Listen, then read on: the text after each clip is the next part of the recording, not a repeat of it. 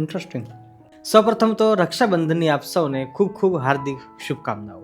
દુનિયાની તમામ બહેનો અને તમામ ભાઈઓ એમને આ રક્ષાબંધન ખૂબ જ સુખદ નીવડે એ ભગવાનના ચરણોમાં પ્રાર્થના કરીએ છીએ.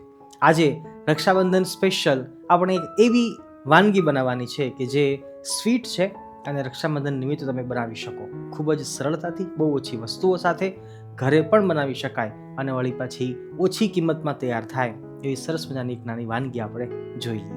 તો રેસીપીમાં છેક સુધી જોડાયેલા રહેજો. કલ્પવૃક્ષ પરિવારને જય સ્વામિનારાયણ, જય શ્રી કૃષ્ણ, જય સિયારામ, હર મહાદેવ, રાધે રાધે.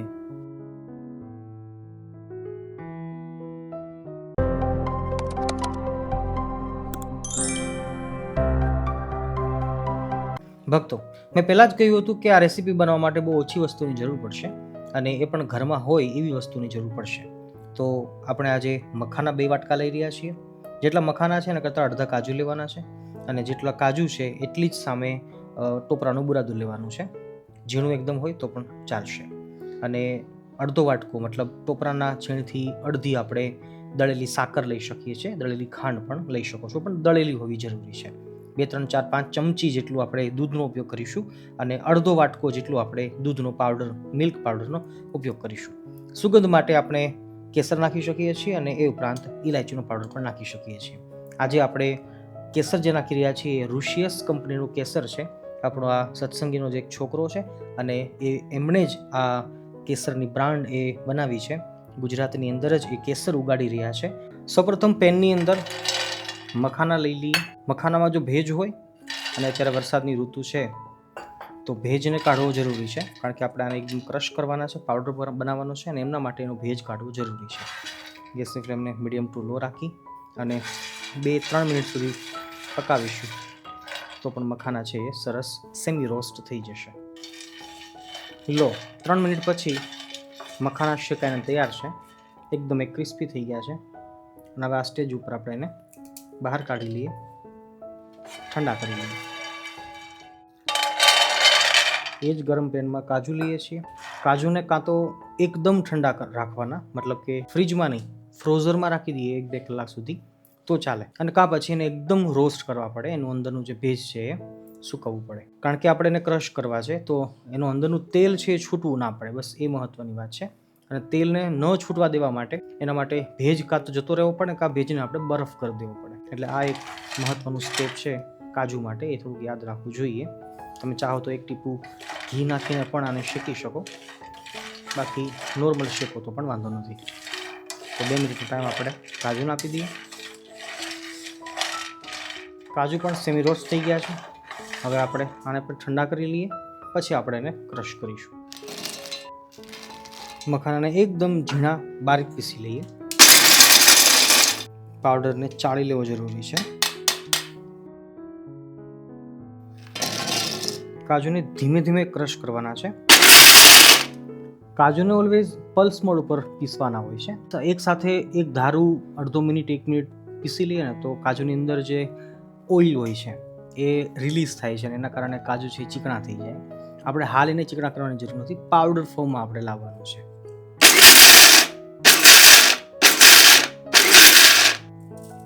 કાજુને પણ ચાળી લઈએ.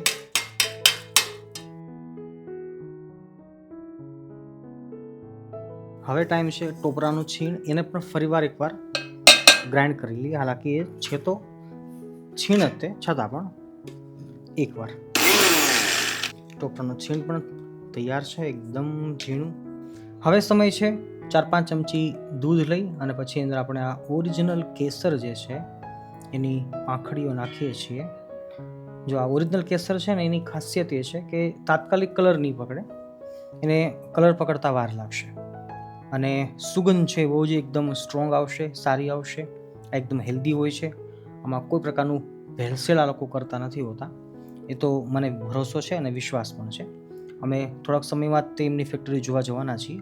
હાલાકી હજુ સુધી હું ગયો નથી, પણ એમણે જે વિડીયો મોકલ્યા છે એમના પરથી આપણને ખબર પડી કે આ કેસર છે ઓરિજિનલ છે અને એ લોકો બહુ જ સરસ રીતે અહીંયા ગુજરાતની અંદર જે પકાવી રહ્યા છે, કેસર બનાવી રહ્યા છે. 1 વર્ષે 1 જ વાર એનો પાક આવતો હોય છે અને જો નાખ્યા બાદ તરત નથી કલર પકડતું, થોડીક વાર લાગશે આને. જે ડુપ્લિકેટ કેસર હોય એની ખાસિયત એ હોય કે સુગંધ કદાચ આના જેવી આવે પણ નાખ્યા તરત જ એ સંપૂર્ણ પ્રસરી જાય છે અને કલર છે એ છોડવા માંડે છે, પણ ઓરિજિનલ કેસર હોય તો એને કલર છોડતા વાર લાગતી હોય છે. હવે સમય છે બધી વસ્તુઓને મિક્સ કરવાનો. તમામ વસ્તુઓમાં મિક્સ કરવાની છે ધીમે ધીમે ધીમે. સૌપ્રથમ નાખીએ છીએ દૂધનો પાવડર, સારી રીતે ચલાવી લઈએ. હવે નાખીએ છીએ સ્વાદ અનુસાર ઇલાયચી પાવડર. ઇલાયચી અને સાથે કેસર દૂધ. ઇલાયચી પાવડર અને કેસર દૂધ મતલબ કેસર બંનેનું જે કોમ્બિનેશન છે એ સારું હોય છે. એટલે હવે કેસરવાળું જે આપણું આ દૂધ છે, ઋષિયસ કેસર, ઓરિજિનલ કાશ્મીરી કેસર, એને હવે 1-2 ચમચી નાખતા મિક્સ કરવાનું છે. પણ હા, પહેલાં નાખીશું દળેલી સાકર. દળેલી સાકર આપણે બધી વસ્તુ માપીને જ લીધી છે એટલે કોઈ ચિંતાનો વિષય નથી. તો હું થોડીક સાકર રાખું છું, બધી જ નાખી દઈએ. હવે ધીમે ધીમે ધીમે દૂધ નાખતા જઈએ અને સારી રીતે મસળતા જઈએ. અંદર સાકર જે નાખી છે એ હવે ધીમે ધીમે ભેજ છોડશે. દૂધ એકસાથે જાજુ નહીં નાખવાનું, નહીંતર પછી દૂધ વધી જશે, ઢીલું થઈ જશે અને તમે કહેશો કે સ્વામી એ નહોતું કહ્યું. હું તો કહું છું કે દૂધ છે એ ધીમે ધીમે નાખવાનું, જોઈએ એટલું નાખવાનું, જરૂરત હોય એના કરતાં ઓછું નાખવાનું, કારણ કે સાકર છે ને એની અંદર ભેજ હોય એ હવે છૂટશે ધીમે ધીમે. જો બાઇન્ડિંગ માંડ્યું આવવા આ ટાઈપનું. સારી રીતે મસળવું ને એ જ મોટી વાત છે આ રેસીપીમાં. જોઈએ એટલું દૂધ નાખવું જવું અને જુઓ સરસ બાઇન્ડિંગ આવી ગયું છે આ લોટનું. આ એક પ્રકાર લોટ તૈયાર થઈ ગયો છે. હવે આની અંદર તમે ચાહો તો ડિફરન્ટ ટાઈપના કલર નાખી શકો, ન નાખો તો પણ વાંધો નથી. બસ હવે આ મીઠાઈ રેડી છે, આને શેપ આપવાનો છે. પણ હું હાલ 1 કે 2 કલર નાખું છું અને પછી આપણે એને શેપ આપી દઈએ સારી રીતે. આપણે 3 કલર બનીને તૈયાર છે. જરૂર પડે તો અડધી ચમચી દૂધ નાખી અને પછી કલરને સારી રીતે મિક્સ કરી લેવાના. આપણો કેસરી, સફેદ ને લીલો આ 3 કલર બનીને તૈયાર છે. હવે આપણે એને આકાર આપી દઈએ. આ રેસીપીમાં ધ્યાન એ વાતનું આપવાનું છે કે જ્યારે આપણે મસળતા આટલા ટાઈમે પહોંચીશું ને આ સ્ટેજ ઉપર, એટલે તેલ કે આવું ચીકણો પદાર્થ છોડવાનું શરૂ કરશે.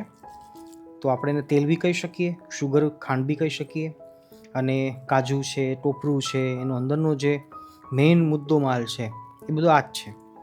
તો નીચે જો આ નોનસ્ટિક આપણે લોઢી રાખી છે તો વાંધો નથી, નહીંતર આ થોડુંક ચીપકવા પણ કોશિશ કરે. પણ હળવા હાથે આપણે એને કરતા જઈએ તો રેસીપી બની જતી હોય છે. થોડીક મહેનત લાગશે આમાં, બાકી આમ બહુ સરળ છે. આપણે કોઈ ગેસ ઉપર ચડાવવાનું નથી અને બીજું કોઈ માથાકૂટ નથી. એટલે થોડીક મહેનત છે પણ હેલ્ધી છે એકદમ, અને વળી પાછી સસ્તી પણ તૈયાર થઈ જાય ઘરે. તો આપણે આ રીતે બનાવી શકીએ. આવી રીતે રોલ આપી દેવાનો છે એને. અને હવે એક સારી પ્લાસ્ટિકની થેલી લઈ અને પછી ગોળ ગોળ ગોળિયા કરી રોટલી જેવો શેપ આપવા માટે ટ્રાય કરીએ.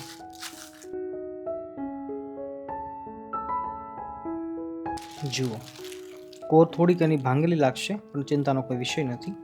હળવે હાથે એને પછી સેટ કરી લેવાની. અને હવે આ રેડી છે રોલ બનવા માટે. અને હવે આપણો જે ગ્રીન રોલ વાળેલો એને આપણે વચ્ચોવચ્ચ સેટ કરી લઈએ.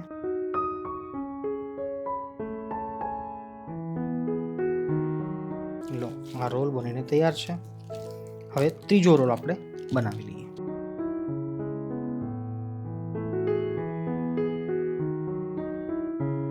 સારી રીતે આને બી કોરને સેટ કરી લઈએ. હવે સેમ વે હળવા હાથે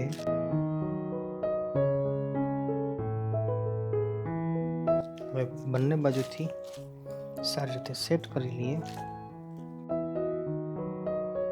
હવે થોડુંક હળવા હાથે એને પ્રેસ કરતા જઈએ. થોડીક જો સાઈઝ આપણે પતલી કરવી હોય તો પ્રેસ કરવાનું.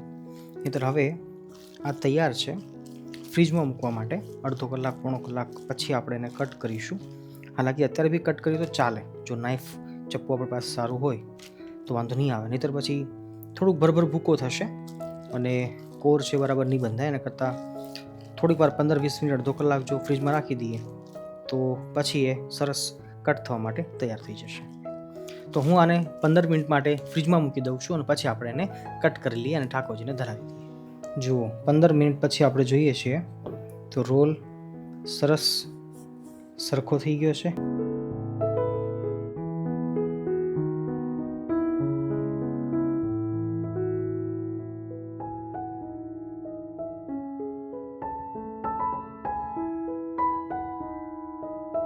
આપણી રેસીપી બનીને તૈયાર છે. ઠાકોરજીને ભોગ આપણે ધરાવ્યો અને હવે એક નાનકડો ટુકડો હું ચાખીને તમને રિવ્યૂ આપું. ઇન્ટરેસ્ટિંગ, એકદમ ફાઇન. ઓછી મહેનતે, ઓછી વસ્તુઓ અને એમ છતાં પણ સ્વાદિષ્ટ છે. અને ઘરે મહેમાન આવ્યા હોય કે બેન હોય તો ભાઈ માટે બનાવતા હોય, બધાને ભાવે એવી વસ્તુ છે. એક નાનકડી એવી વસ્તુ છે સમજવા જેવી. આપણે આજે ટોપરાનું છીણ વધારે નાખ્યું હતું, મતલબ સામું લીધું હતું, એટલે ટોપરું છે ને એ વધારે ફ્લેવરફુલ હોય તો એની સુગંધ વધારે નીખરી આવે છે. તમે ઓછું લેજો, કાજુ વધારે નાખજો તો કાજુની સુગંધ વધારે આવશે. બીજું રોકેટ સાયન્સ કંઈ છે નહીં. ટોપરું હાવ નાખીએ જ નહીં, અને જો કાજુ જ ફક્ત નાખીશું, કાજુ, દૂધનો પાવડર અને સાકરનો ભૂકો, તો ઓબ્વિયસલી કાજુ કતરી જેવો જ ટેસ્ટ આવશે એવું મને લાગે છે. તો તમે બનાવજો ચોક્કસ, બધાને ગમે એવું છે. બહુ જ ફાઇન બને છે, એકદમ પરફેક્ટ છે. અંતમાં ફરીથી આ ઋષિયસ કેસરની બ્રાન્ડ છે. આપણા સત્સંગી એક યુવાન દ્વારા જ આ કંપની શરૂ કરાઈ છે અને ખૂબ જ ઓરિજિનલ ઓથેન્ટિક કેસર આપે છે. કોઈ પણ પ્રકારની ભેળસેળમાં નથી થતી. અને એ જે એની પ્રાઇસ છે તમને નીચે નંબર આપ્યો છે, એના પર તમે ફોન કરી શકો છો, વેબસાઇટ ઉપરથી પણ પ્રાપ્ત કરી શકો છો. અને ચોક્કસથી તમે આના ઉપર ડિટેલ તમે જાણવા માટે પ્રયાસ કરજો. અને હા, એકવાર ટ્રાય જરૂર કરજો, મને ભરોસો છે કે તમને પણ ચોક્કસથી ગમશે.